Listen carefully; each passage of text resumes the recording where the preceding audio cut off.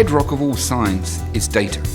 I sometimes say the most beautiful idea in science is generally worth nothing without the data, the observations, the experiments to back it up. Having a journal where you could submit a paper, have it properly reviewed, and then there was a record of what you had done, really clarified how science works. This is one of the most significant steps in the history of all of science. I think one of the most important things the Royal Society ever did, and it did it right at its beginning, was to invent the scientific journal with this journal, Philosophical Transactions, publishing articles describing the work. They could get it out there, they'd published it, they were owners of it, and there was a date on it, so they got priority. It's still very important now to have this recognition. Isn't that interesting? That's basically the same thing as we have now. All the thousands, tens of thousands of scientific journals, they publish regularly, they're dated, they're peer-reviewed, it's all exactly the same model. When you're competing for a result, you want to be the one that got it first, and that means get it in the journal first. So it still holds a lot of importance in terms of motivation to getting out good, robust results fast. And it's exactly the same in my field too.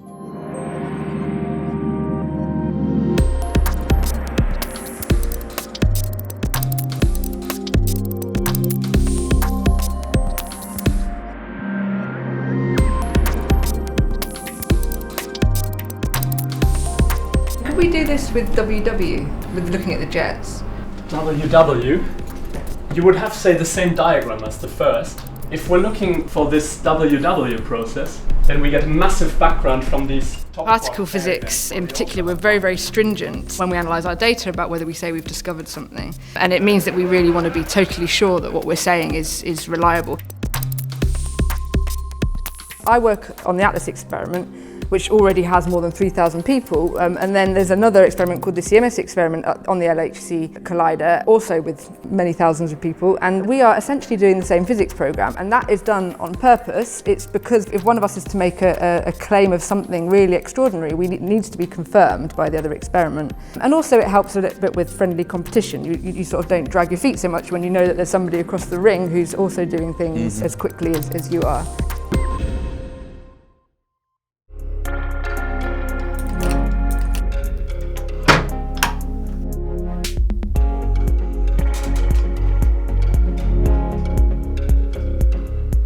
So Emily, this is the minutes of the Council of the Royal Society recording when Philosophical Transactions was established. So ordered that the Philosophical Transactions, that's the journal, to be composed by Mr. Oldenburg. The Secretary of the Royal Society, Henry Oldenburg, played a key role. I suspect that he thought inventing the journal might reduce his workload to some extent. So instead of acting as the sort of spider in the middle of the web connecting everybody, it could be dealt with by a regular publication of a journal where the observations and data was set out. Printed the first Monday of every month, so a very regular publication. Yeah, it is.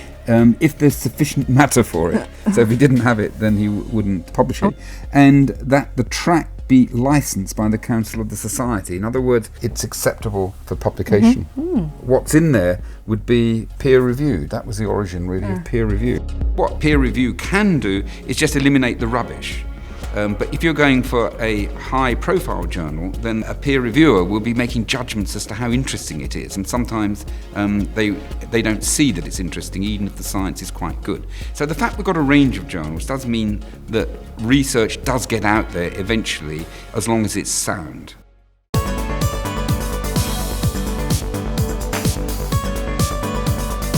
In particle physics, we have this rule that we go by, that if we want to make a discovery, there's what we call a 5 sigma significance on it. So 5 sigma is making it really safe before we go ahead and we publish it. Just coming back a little bit to how it's done in your field, so take, for example, your Nobel Prize winning work. You must have really wanted to be sure that it was correct before you announced it. So how many different ways did you do the measurement before you were convinced? The first observations were extremely exciting, but they were insufficient for us to be sure it was right. So for the succeeding months after that, we were doing all sorts of further experiments that ended up with a very solid result.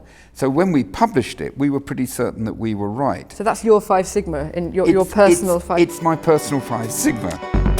So this is the first Philosophical Transactions, Volume 1. Very exciting. So this is the very first pages of the very first journal. It was the beginning of peer review because council had to look at it, but it took a while for the whole process to get in place. Philosophical Transactions, undertaking studies and labours of the ingenious in many considerable parts of the world. It's great language anyway. An account of the improvement of optic glasses at Rome. A real distinction, I think, between the sort of thing you're doing and what certainly my lab's doing is that once we've published it, people are less likely to say, well, that's the end of the story than they are with you. I mean, if you know, like when those Higgs boson papers came out, that was essentially established. In our case, we'll do everything we can within the lab. Then other people will take that idea and test it and poke it and do other sorts of experiments in their system, approach it in a different way. So the peer reviewing occurs continuously after publication, perhaps in a more extended way than maybe in your field. We're going through a revolution now in how we publish, and we will see different ways of publishing and open access and electronic publishing, and all of these things are interesting and will change the way that we do things, but fundamentally it's based on the principles that we use to establish Philosophical Transactions, the journal invented by the Royal Society in 1665.